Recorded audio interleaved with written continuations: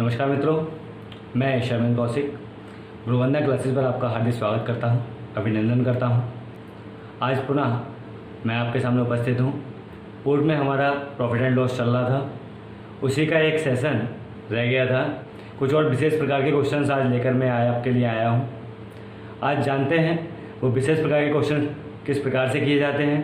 तो चलिए अधिक समय ना लगाते हुए चलते हैं अपने टॉपिक की ओर और देखते हैं कुछ विशेष प्रकार के क्वेश्चंस, उन्हें हम किस प्रकार से सॉल्व कर सकते हैं। सवाल क्या है? सवाल है आपके सामने, एक वस्तु को 5% हानि पर, कितने प्रतिशत हानि है? 5% हानि पर बेचा गया। ठीक है, बेच रहा है कितना? 5% हानि पर। यदि इस वस्तु को 3750 रुपये अधिक लेकर बेचा जाता, 3750 रुपये अगर वो ज़्यादा लेता तो इस वस्तु में कितने परसेंट की हानि, कितने परसेंट का लाभ होता? 10% का लाभ हो जाता। तो इस वस्तु में कितने प्रतिशत का लाभ होता? 10% का लाभ होता। तो क्रय मूल्य हमें क्या करना है? निकालना है। विद इन 2 सेकेंड में हम इसका आंसर देने वाले। देखिए, हमें सब कुछ ज्ञात है। क्या कितने रुपए अधिक में बेच रहा है? 3750 रुपये में। कितने परसेंट हानि है? 5% हानि है। लाभ कितना कमा रहा है वो? 10% का। अब हमने पूर्व में भी बताया था, क्या हमें कोई भी वस्तु हो तो वो कितनी माननी है? 100 माननी है। सारा काम 100 पर ही होना है। अब जब 100 पर होना है तो हमें हानि कितनी हुई? 5% की। कितना बचा? 95% बचा या नहीं? 100 में से 5 घटा दिया, कितना बचा? 95। अब लाभ कितना हो रहा है? 10% का। तो 100 प्लस के कितना कर देंगे? 10। तो कितना हो गया? 110। ठीक है भाई, क्या हुआ? हानि हमें हुई 5% की, तो 5 हमने इसमें से घटा दिया। लाभ हुआ 10 का, तो लाभ हम इसमें हमने जोड़ लिया। कितने रुपए अधिक पर बेच रहा है? 3750 पर। 3750 पर बेच रहा है। अब हमने पूर्व में भी बताया था, क्या इन दोनों का डिफरेंस ले लो। इन दोनों का डिफरेंस कितना हुआ? 15 का। कितने का डिफरेंस आएगा? 15 का। ठीक है, इसके बाद 3750 गुणा 100 बटे 15। जो डिफरेंस आता है वो कहाँ आ जाता है हमारा? हमेशा नीचे आता है। अब काट लीजिए इसको, 3 से काट लीजिए। 3 पंजे 15, 3 एकम 3, 3 दूनी 6, 1 बचा, 3 पंजे 15 और 0 हमारा ये आ गया। 5 एकम 5, 5 दूनी 10 और 0। ठीक है, अब इसे गुणा कर लीजिए। गुणा करेंगे 2 0 तो 2 0 ऐसे लगा दिए।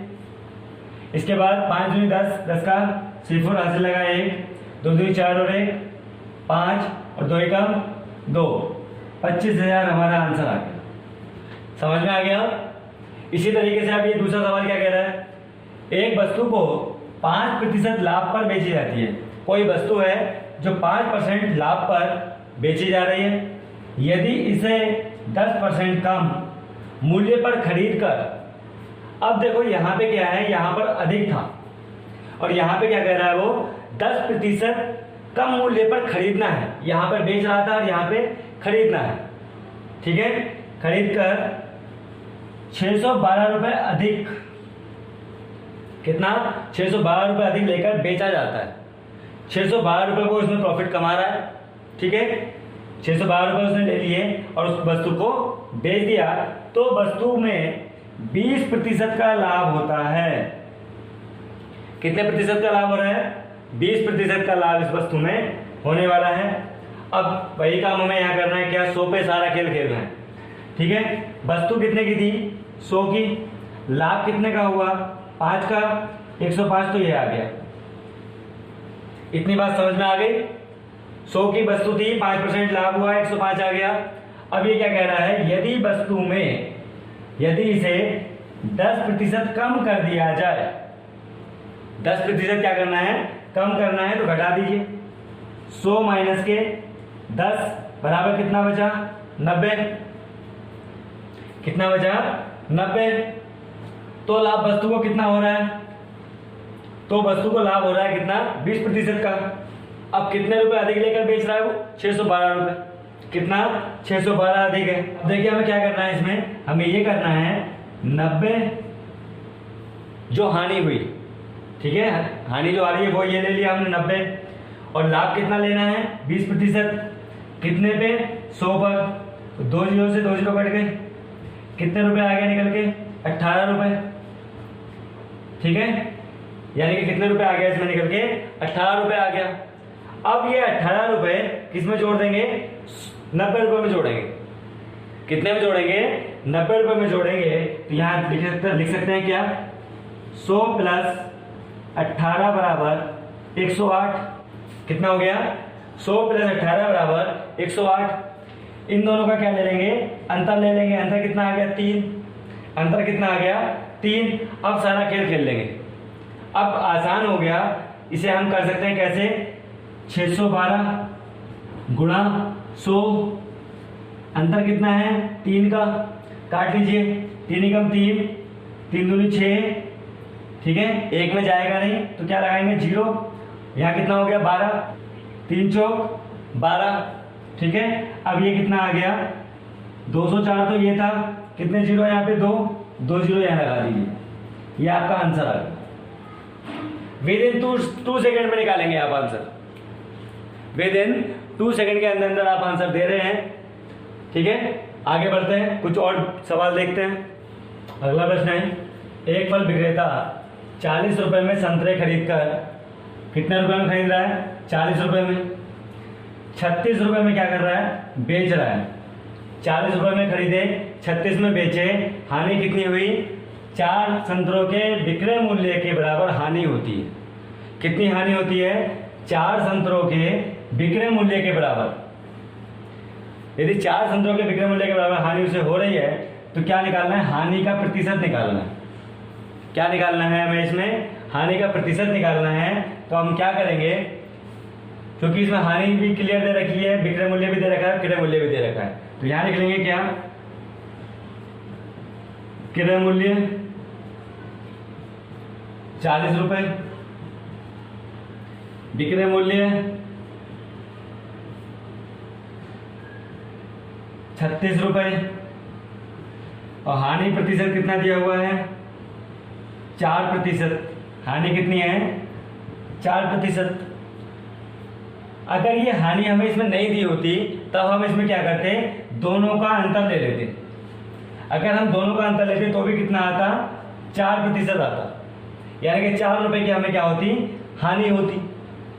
अगर इसमें 4% हानि नहीं होती, ये 4 संतरों के बराबर हानि नहीं दी होती, तो हम क्या ले लेते? 4 हानि ले लेते। अब हमारा सवाल आसान हो गया, कुछ भी नहीं है सवाल के अंदर। क्या? 4 गुणा 100। क्यों है 100? क्योंकि हम जो भी वस्तु का आधार माना है हमने 100 का माना हुआ है। जो भी वस्तु निकालते हैं वो कितने पे निकालते हैं? 100 पे निकालते हैं। तो 4 गुणा 100 बटे में हमने क्या बताया था? हमेशा क्रय मूल्य लिखना है। क्या रखना है? क्रय मूल्य। तो 1 जीरो से 1 जीरो कट गया, 4 से 4 कट गया, और कितना आ गया? 10% की उसको क्या हो गई? हानि हो गई। ये हमारा आंसर हो गया। अगला ये कह रहा है 60 अंडों का क्रय मूल्य है, 60 अंडों का क्रय मूल्य 75 अंडों के विक्रय मूल्य के बराबर है। यानी कि जितने रुपए के हम 60 अंडे खरीदते हैं उसका विक्रय मूल्य कितना है? 75 अंडों के बराबर है। तो लाभ हो रहा है या हानि, ये हमें ज्ञात करना है। प्रश्न में क्या कह रहा है? लाभ हुआ या हानि, ये हमें निकालना है। और हमें पता है क्या? हमें दिया हुआ है 60, और क्या दिया हुआ है? 60, यानी कि हमने क्रय मूल्य खरीदा होगा। तो यहाँ क्या लिख लेंगे? एक तरफ क्रय मूल्य लिख लेंगे। क्रय मूल्य कितना दे दिया? 60। विक्रय मूल्य इधर लिख लेंगे। विक्रय मूल्य हमें कितना दे दिया? 75। ठीक है, एक तरफ क्रय मूल्य, एक तरफ विक्रय मूल्य। अब दोनों का क्या निकाल लेंगे? अंतर। अंतर कितना आएगा? 15 का। 15 का क्या आ गया? अंतर आ गया। ज्यादा वाले में से हमने कम वाले को घटा दिया, कितना बचा? 15। अब हमारा सवाल आसान हो गया। अब हमें क्या करना है? हमने बताया था क्या? जो अंतर आएगा वो ऊपर, जो अंतर आएगा वो ऊपर गुणा में 100 चिपकाओ, और नीचे क्रय मूल्य को बैठा दो।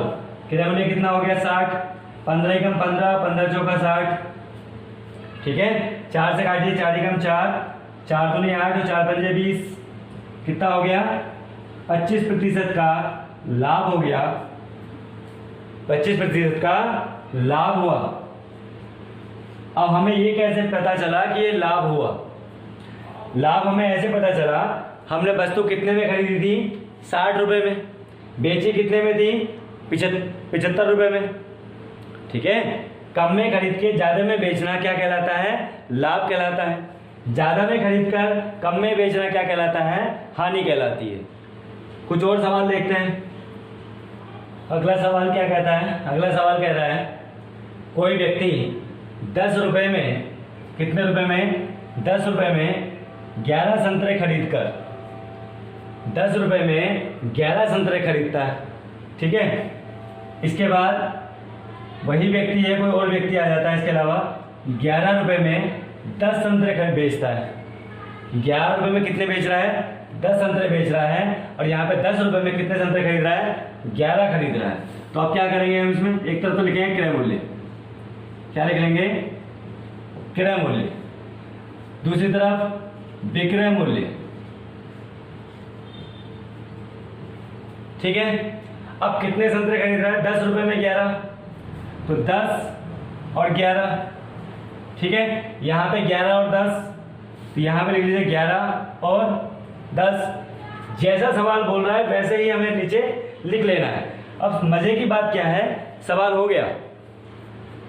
मजे की बात क्या है? सवाल हो गया।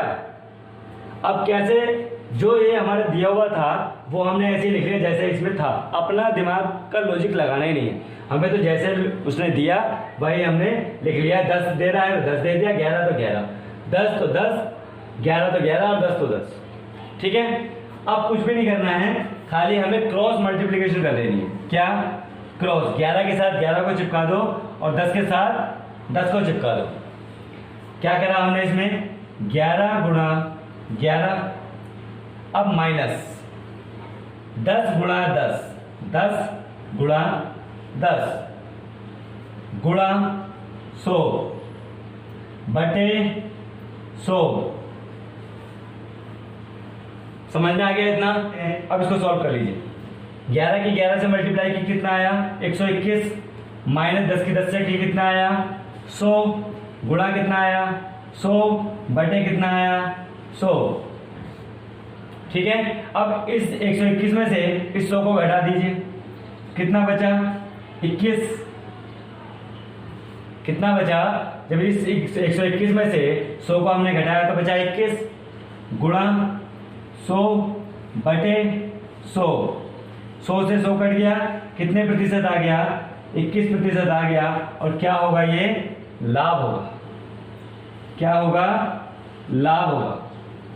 क्यों लाभ होगा? हमें पता है कि हमने कितने रुपए की खरीदी है वस्तु? 10 रुपए की खरीदी थी और 11 रुपए की हमने वस्तु को बेचा है। विक्रय मूल्य में से क्रय मूल्य को घटा दिया तो हमारा क्या आ गया?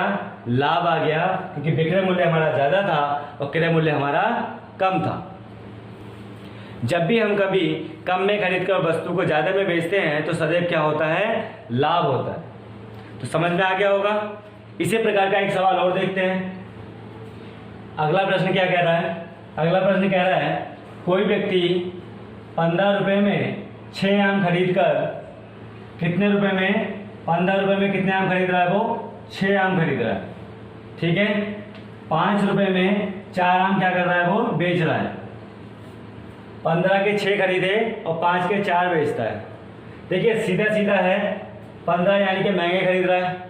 अगर हम लॉजिक की बात करें तो महंगे में खरीदा और सस्ते में बेचे, महंगे में खरीदा सस्ते में बेचा। तो अगर हम खाली लॉजिक की भी बात करें तो हमें हानि हो रही है, ये तो हमें ज्ञात हो गया। एक तरफ क्रय मूल्य और ये हो गया विक्रय मूल्य,